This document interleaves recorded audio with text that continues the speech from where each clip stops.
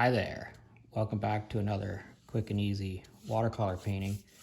Today we're going to be working very loose, very quick, and I sort of have an idea of what it is that I want to do, but I'm going to let the paint and the paper sort of tell me, what the real plan is here, and I'm just going to keep working.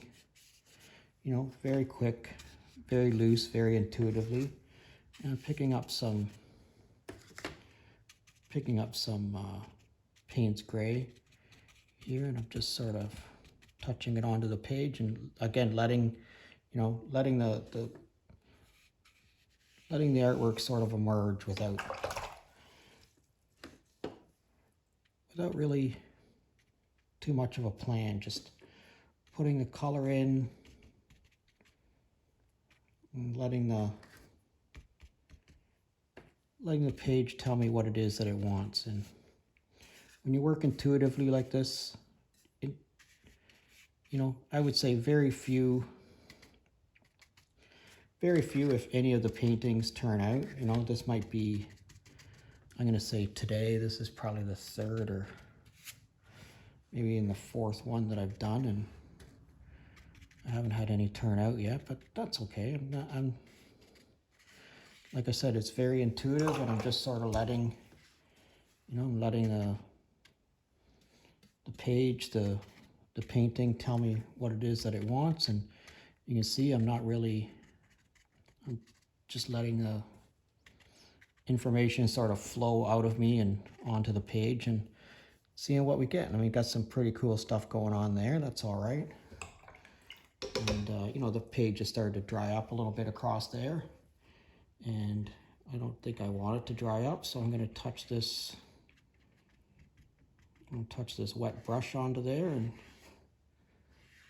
see what develops. And so what I'm going to do right now is I have my #1 round watercolor brush, and those of you that have seen me before know I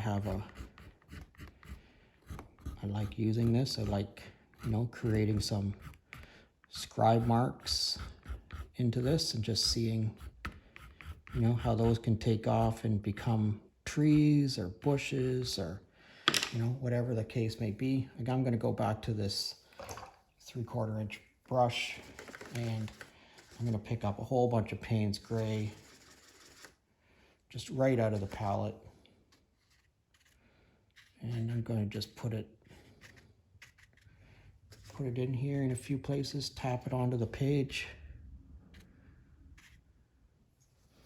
and I think that's it. We're going to let this sit and see what it turns into.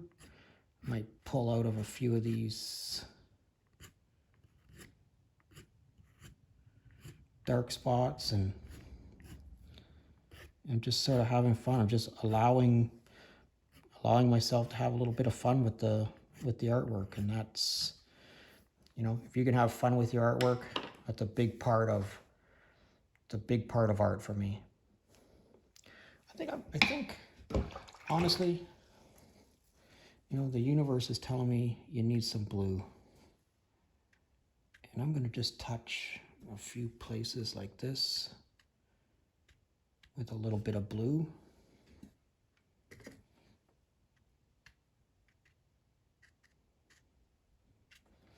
And that's it. Let's let it sit and see what we get. All right, let's check this out. There's some very cool things going on here.